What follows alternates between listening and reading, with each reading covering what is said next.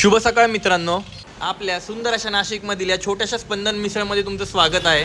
आजच्या दिवशी काही नवीन नव्हतं, रोज सारखंच हॉटेलमध्ये आलो आणि फटाफट जॅकेट वगैरे काढून कामं चालू केले। रोजचे कामं तर सेम असतात, पण अडचणी रोज वेगवेगळ्या असतात। मग काय, एकदम स्वच्छ तेलात फटाफट पापड वगैरे तळून घेतले आणि सोबतच बाकीचे पण कामं आवरले। आपली तर्रीदार काळ्या मसाल्याची मिसळ तयार झाली। मग काय, आपला छोटासा स्टँडी बाहेर ठेवला आणि येणाऱ्या अडचणींना सामोरे जायची ताकद दे अशी प्रार्थना पण केली। मित्रांनो, आज सकाळची थोडीशी शांतता बघून मन नाराज झालं, पण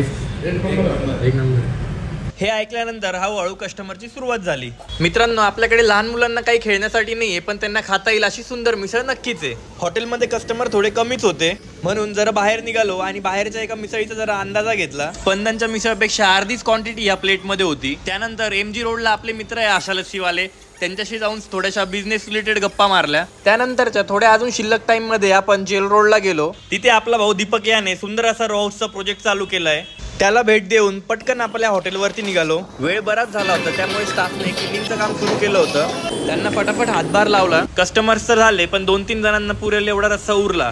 फटाफट दिवसभराचा हिशोब करायला घेतला आणि हॉटेलच्या सुरुवातीनंतर खूप दिवसांनी कमी कस्टमर करून आजचा दिवस पण संपवला।